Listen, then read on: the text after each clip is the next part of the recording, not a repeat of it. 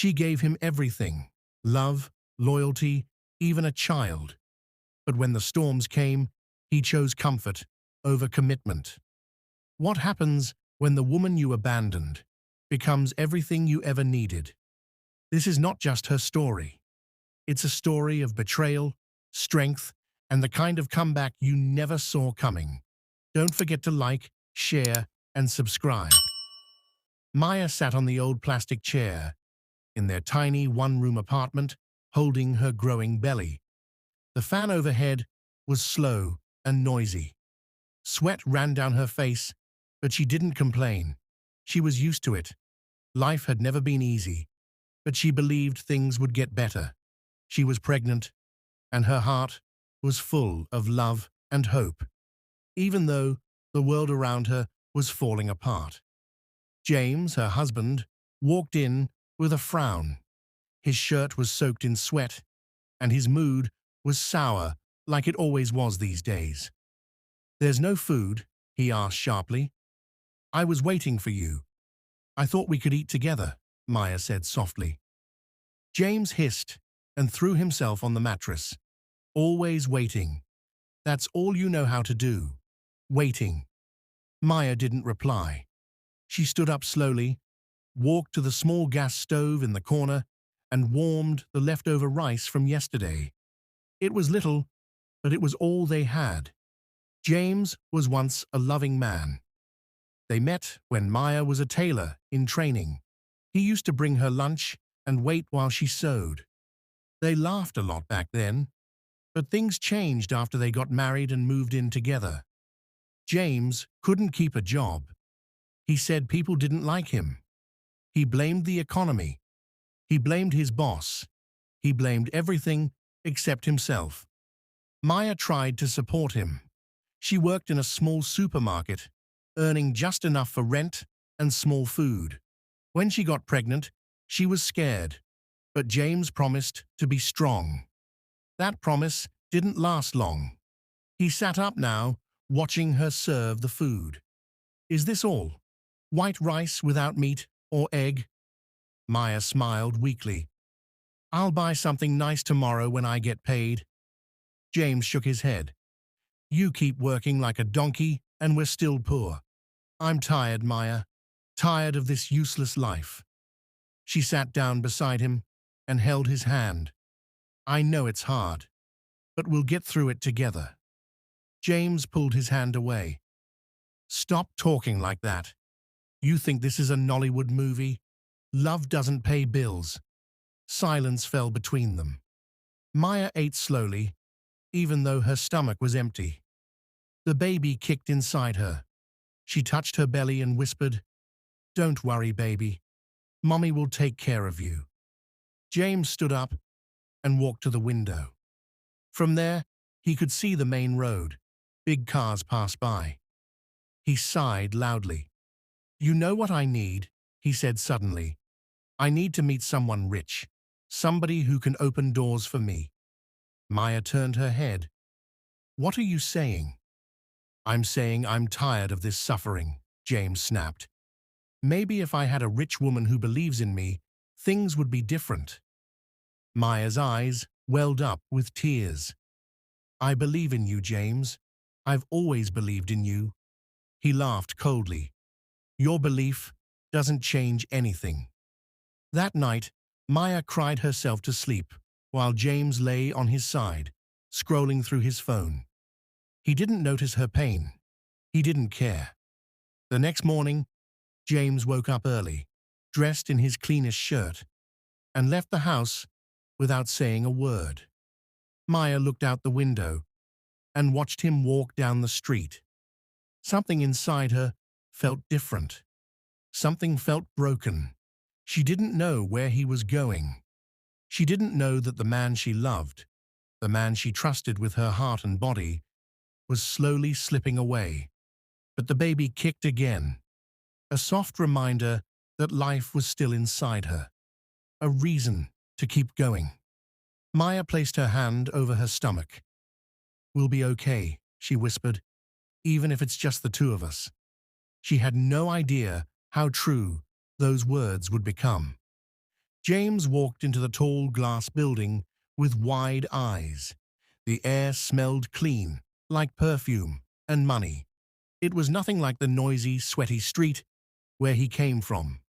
He was here to deliver some documents for a friend who worked as a dispatch rider. As he walked into the office reception, his eyes landed on her. A tall, elegant woman in high heels stood by the counter, talking to a staff member. Her voice was firm, her makeup perfect, and her bag looked like it cost more than James had made in 6 months. She turned, and their eyes met. James quickly looked away, feeling small in his cheap shirt and dusty shoes. But she stared at him, curious. There was something different about her. He handed the brown envelope to the secretary and turned to leave. "Wait," the woman said. James paused and looked back. Do you work here?" "No, Ma, I just came to deliver something," James replied politely. She walked up to him slowly, heels clicking on the shiny floor. "What's your name?" "James," she smiled. "I'm Cassandra." He nodded. "Nice to meet you, Ma." "Don't call me Ma. I'm not that old," she said, laughing. James smiled nervously. He was still confused. Why was this woman talking to him? "Do you have a job?" she asked. James shook his head. "Not really. I do small jobs here and there." She looked at him for a moment and then handed him a card. "Come back tomorrow. Ask for me. I might have something for you." James stared at the card. Cassandra Owens, Managing Director, Owens Global Ventures. He left the building that day with his heart pounding. He didn't know what had just happened, but he felt something shift. That evening, he came home quiet.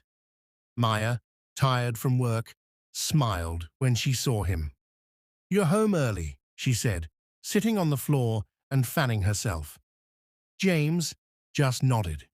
He didn't want to talk. He kept thinking about Cassandra. The next day, he wore his best clothes, ironed trousers, and a shirt Maya had bought him for his birthday. He borrowed a friend's shoes and made his way back to the office. Cassandra was waiting. She took him upstairs to her private office. Leather chairs, cold air, and the smell of wealth filled the room. "You have a sharp face," she said, pouring herself a drink, "and you're bold. I like that." James said nothing. He didn't know how to reply.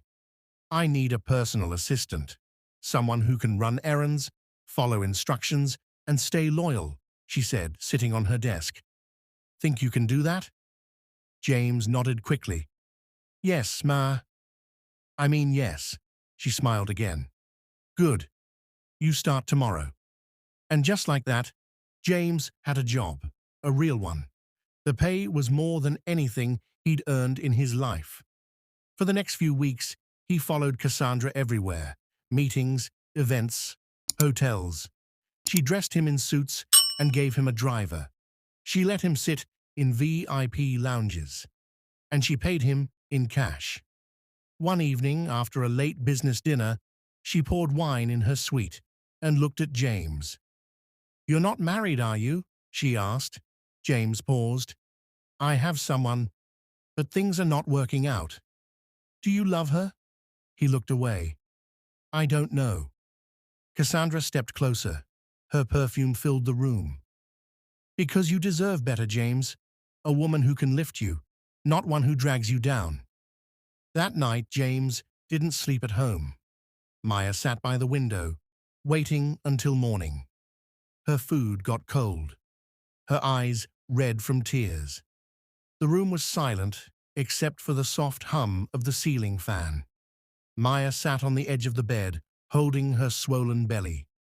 She had cooked James's favorite rice and stew, hoping he would come home early for once. But it was already 10:45 p.m. She looked at the clock, then the door. Still nothing.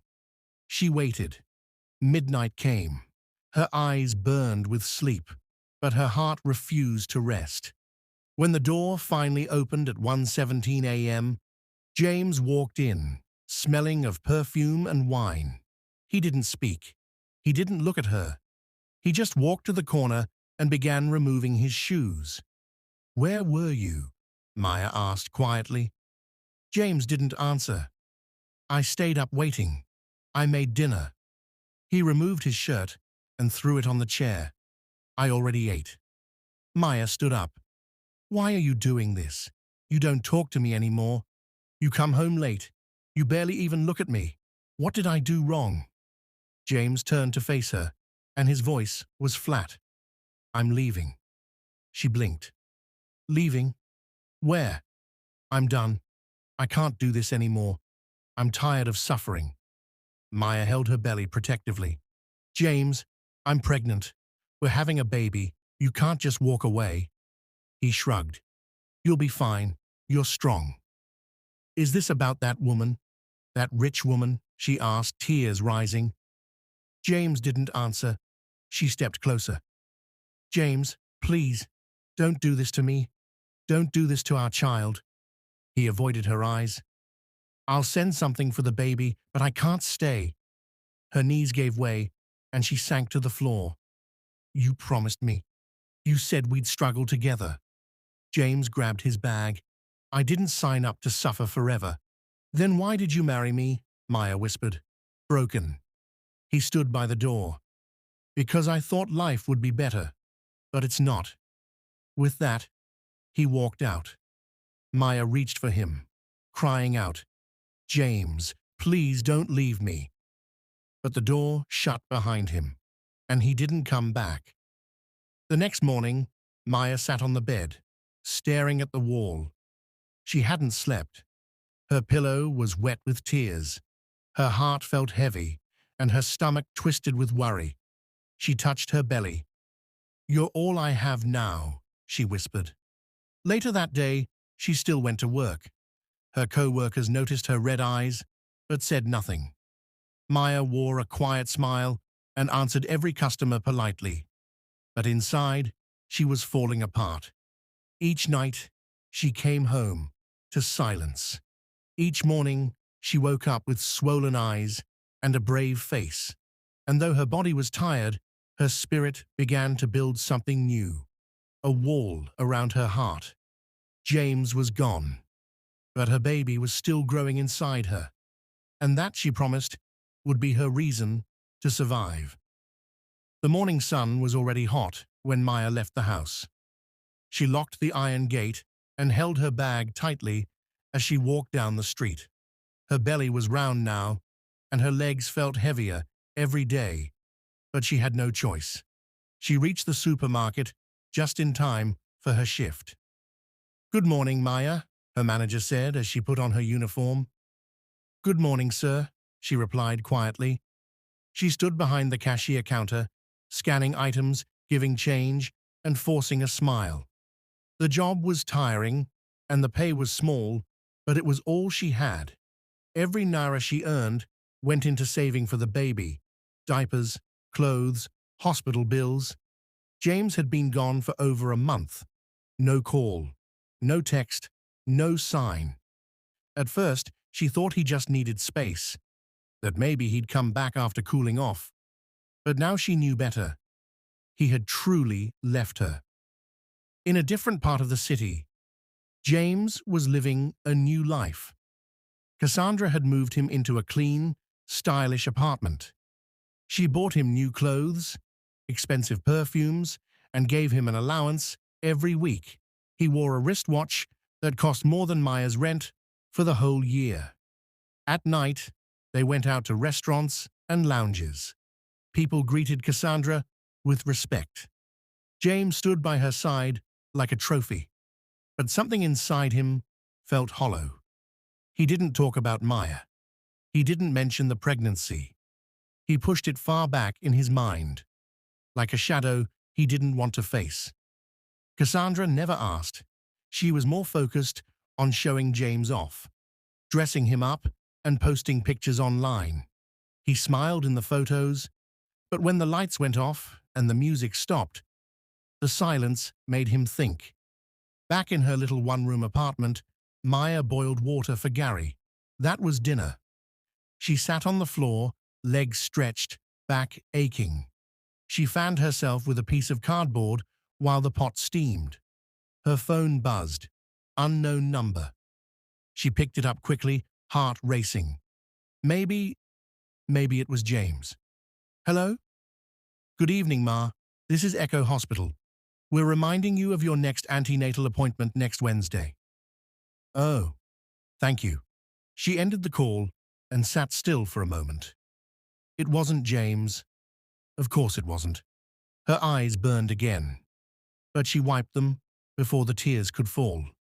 She took a deep breath, touched her stomach, and whispered, "I'm sorry, baby. I know this isn't the life you deserve, but I'll try my best." Every day felt longer. Walking to work with a big belly wasn't easy. Buses refused to stop for her. People stared. Some whispered behind her back, "See her. No husband, yet she's pregnant." But Maya didn't reply. She kept her head high. She knew her story wasn't over. At work, her manager offered to reduce her hours, but she refused. "I need the money," she said. "You also need rest," he replied, concerned. "I will rest when the baby comes." She went back to her station and kept working. That night, she wrote in her notebook, "James left, but I'm still standing. The pain is real, but I will not break. My child will be born into love, not shame. One day, we'll look back at this, and we'll smile." Some nights, she sat outside and watched the stars. She wondered if James was also looking at the same sky. She wondered if he missed her, if he cared. But she refused to let those thoughts destroy her. She had to be strong now, for her child, for herself, because whether James came back or not, life would go on, and so would Maya. James sat at the balcony of the luxury apartment, holding a cold glass of juice. Below him, cars passed, people moved fast, and the city lights blinked like stars. But his heart wasn't at peace. Cassandra had just finished yelling at him. "You forgot to pick up my dress again. What exactly do you do all day?" she had shouted, slamming her phone on the table. James didn't reply. He just stood there, feeling small. This wasn't the soft life he imagined. At first, being with Cassandra was like living in a dream. Fancy clothes, hotel dinners, pictures on social media. But now, he felt more like a servant than a boyfriend. She controlled everything, what he wore, where he went, even what he said. She made fun of his friends, called his family villagers, and once told him to delete every photo he had with Maya. "You're with me now," she said. "Your past is embarrassing." James laughed along, but deep down, her words cut deep. One afternoon, while cleaning the kitchen like Cassandra asked, James found an envelope filled with photos of Cassandra and another man. They looked close, too close. He kept quiet about it. But from that day, the feeling in his heart changed. He started watching her carefully. She spent longer hours out, came home smelling like strange cologne. And when he asked questions, she snapped. "You should be grateful I brought you into this life. Without me, you'd still be sleeping on a mat in one small room," she said once. James said nothing, but his heart sank. And for the first time since he left Maya, he thought about her, not just as someone he abandoned, but as someone who had loved him, supported him, and believed in him when no one else did. Meanwhile, Maya was still pushing forward. She continued working at the supermarket as her due date drew closer. Her manager finally forced her to take maternity leave after seeing her collapse from back pain one morning. "Maya, please rest," he told her. She nodded weakly, holding her belly. Now home all day, Maya sold small items from her doorstep. Drinks, snacks, sweets. Neighbors supported her with little things. One gave her a used baby crib, Another helped fix the broken curtain rod. A kind woman from her church brought diapers and baby wipes. Maya smiled, even when her body hurt. She started writing in her notebook every night again. Her words were stronger now. I don't need anyone's pity. I am the storm I thought would destroy me. My child is coming into a better world because I'm building it myself. One weekend, while lying in bed, Maya saw an old picture of James on her phone. She stared at it for a while, then quietly deleted it. That was the last digital memory she had of him. She didn't cry. She simply turned off her phone and went to prepare yam porridge for dinner. Back at the apartment, James sat alone while Cassandra went out with her friends. Again, he scrolled through Instagram, paused on a photo of a man holding his newborn child. The caption read, "The best feeling in the world, becoming a father." James's heart twisted. He hadn't asked about the baby. He didn't even know if it was a boy or girl. He looked away, ashamed. "Maybe I made a mistake," he whispered, but it was too late for maybe. As Maya's delivery date drew close, she stood in her small apartment and stared at the baby clothes hung neatly on the line. She touched her belly and smiled. "You're almost here," she said, "and we're ready." She didn't think about James anymore. Her focus was on the future, one where love, strength, and peace lived under her roof, with or without a man. James came home one evening and found Cassandra sitting on the couch, legs crossed, glass of wine in her hand. She didn't smile. She didn't greet him. She just pointed at the door. "What's wrong?" he asked, confused. "We need to talk," she said coldly. James sat down slowly. "Okay, talk." "I'm done," she said, sipping her wine. "You can pack your things tonight." James blinked. "Wait, what?" "You heard me. I'm tired of this arrangement. I've met someone new, someone who actually brings value." James's chest tightened. "So that's it?" Just like that. Cassandra stood up, picked her purse, and walked toward the door. "You used to be exciting, James. Now, you're just there. And I don't do average." The door slammed behind her. James sat frozen. All the fancy clothes, the wristwatches, the photos on social media, none of it was really his. It was hers. And now she had taken it all back. He had no job, no money, no place to go. By midnight, the security guard told him to leave the apartment. "She said you're no longer allowed inside," the guard said, shaking his head with pity. James walked down the street with just a small backpack and his phone. That night, he slept on a bench near a fuel station. For the first time in months, he truly felt what suffering meant. Over the next few days, James tried calling old friends. Some didn't pick up. Some gave excuses. The few who answered told him they couldn't help. One even laughed. "You left your pregnant wife for one rich woman, and now you day beg? Life sweet, Abby?" James ended the call and stared at the road. He hadn't eaten in 2 days. His shoes were torn. His clothes were dirty. At night, he hid near a market stall to sleep. During the day, he roamed the streets, looking for anything to do. He begged to carry loads, clean gutters, anything that would earn him enough to buy bread and water. One evening, he sat on a sidewalk and watched people laugh and shop. Families walked by with kids holding ice cream. Couples held hands. Drivers played loud music from their cars.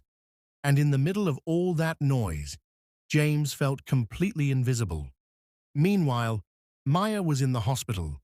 She had gone into labor the night before and was rushed in by a kind neighbor. The pain was sharp. Her hands gripped the bed rails as nurses moved around her quickly. She didn't scream. She didn't cry. She just whispered over and over, "God, Help me. After hours of pushing and pain, she heard it, the sound of her baby crying. A healthy baby girl. Tears rolled down Maya's face as the nurse placed the child in her arms. She was tired, weak, but grateful. She named her Bella, the name she had written long ago in her notebook. Maya returned home 3 days later, holding Bella close to her chest. Neighbors came to visit, bringing gifts and small food items. Some helped clean the house. One old woman prayed for her. "You're stronger than you think," the woman said. Maya smiled, rocking her baby gently. She was now a mother, alone, but not empty. James, somewhere across town, sat under a bridge. The night breeze was cold. His clothes smelled. His stomach growled. He remembered Maya. He remembered her smile, her voice, the way she used to hold his hand and say, "We'll make it." He closed his eyes and let the memories play like a movie in his head. He had thrown away everything for temporary comfort. And now he had nothing, not even the courage to face the woman he once called his wife. But life was moving on, with or without him. And Maya, she had just begun a new chapter, one filled with love, even if it came from just a tiny heartbeat in her arms. After giving birth, Maya didn't return to her cashier job, but she wasn't the type to sit still. Life had taught her to keep moving. She borrowed a small wooden table from her neighbor and placed it in front of her compound. Each morning, she arranged cold drinks and biscuits on it and sat under an umbrella with baby Bella tied gently to her back. The sun was hot and business was slow, but Maya was grateful for every customer. Sometimes she hummed songs as she rocked Bella to sleep. At other times, she just watched the street and whispered prayers under her breath. 1 year after giving birth, things started to shift. Bella had grown into a bubbly toddler. She could now take little steps on her own, always giggling and pointing at passing motorbikes. Her presence brought color to Maya's life.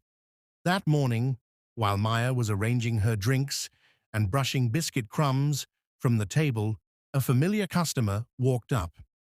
"Maya, good morning," said Mrs. Tonia, a gentlewoman who worked at a law firm nearby. "You're always neat and respectful. My boss is opening a new office and looking for someone trustworthy to manage the front desk.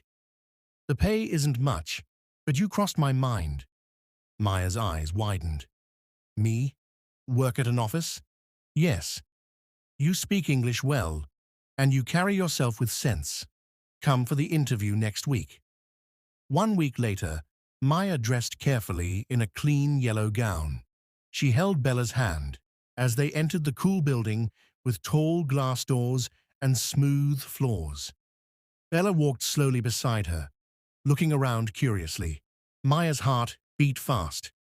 Then the office door opened, and a tall man in a grey suit stepped out. His face was calm, his eyes kind.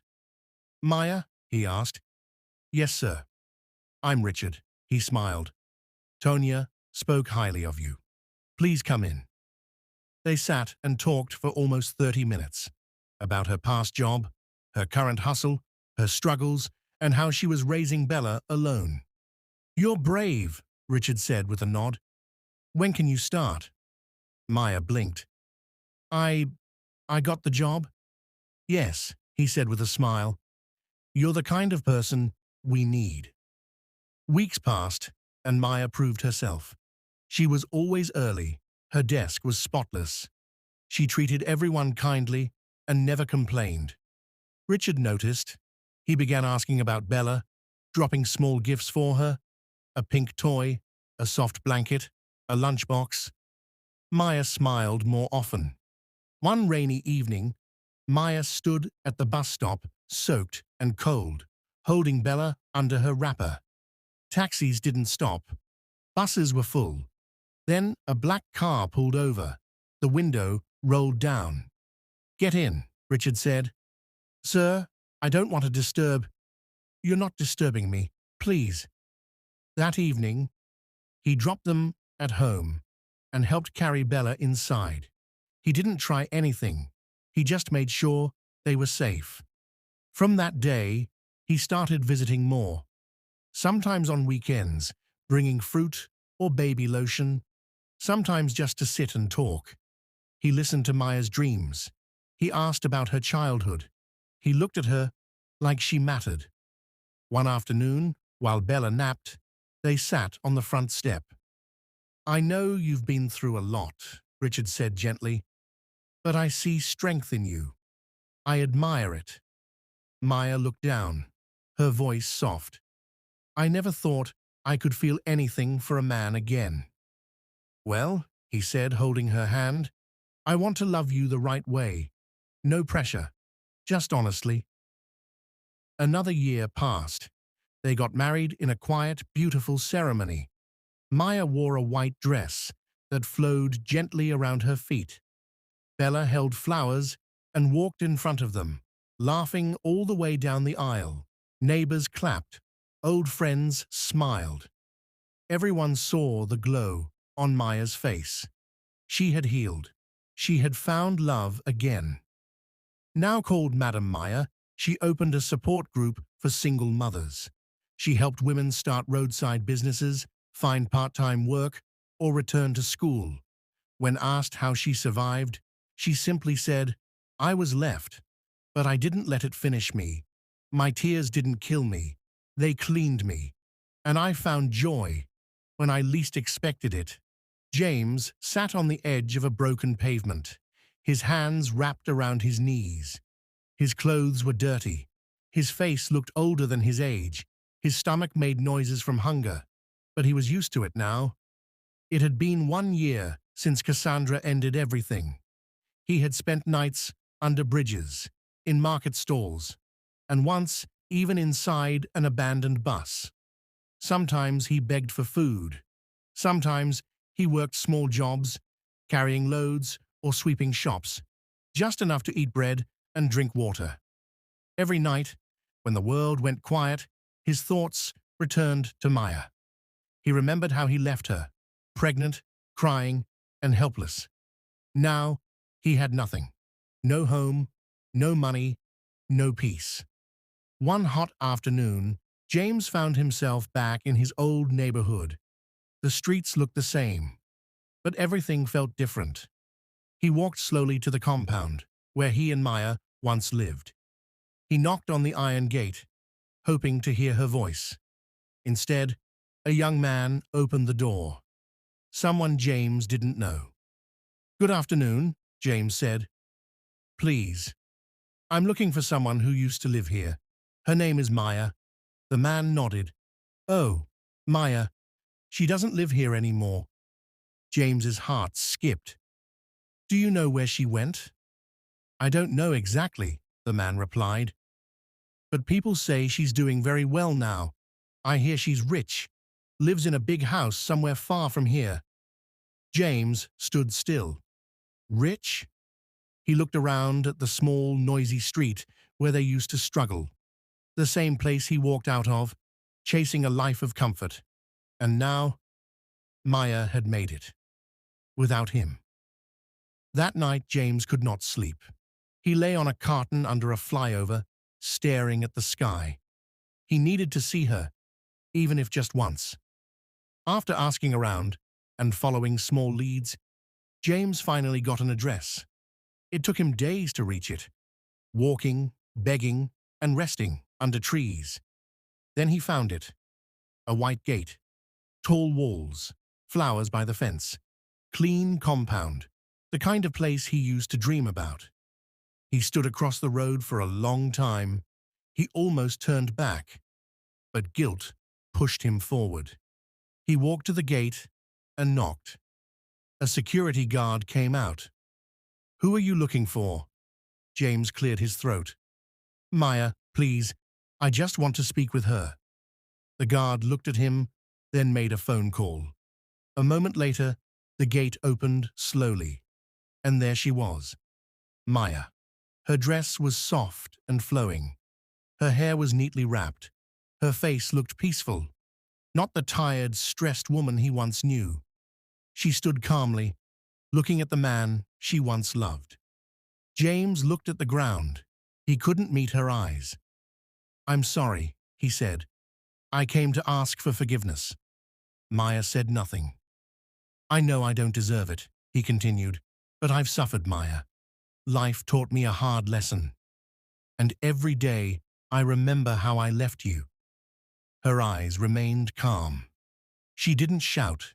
She didn't cry. "You left me when I needed you most," she finally said, "and I survived." "I know," James whispered. "I heard you're doing well now. They said you're rich." Maya gave a small nod. "I built a new life.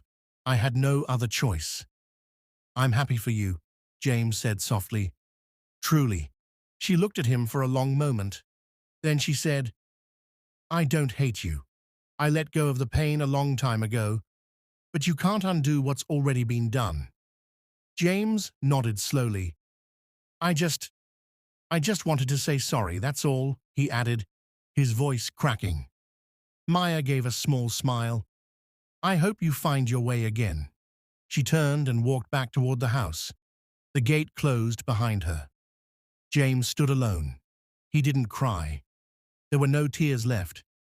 He turned and walked away, his shadow stretching long behind him. Still hungry, still homeless, still hoping. But Maya had moved on, and for James, the road ahead was still empty. She had found her joy. He had lost his way, and sometimes in life, you don't get a second chance. The end.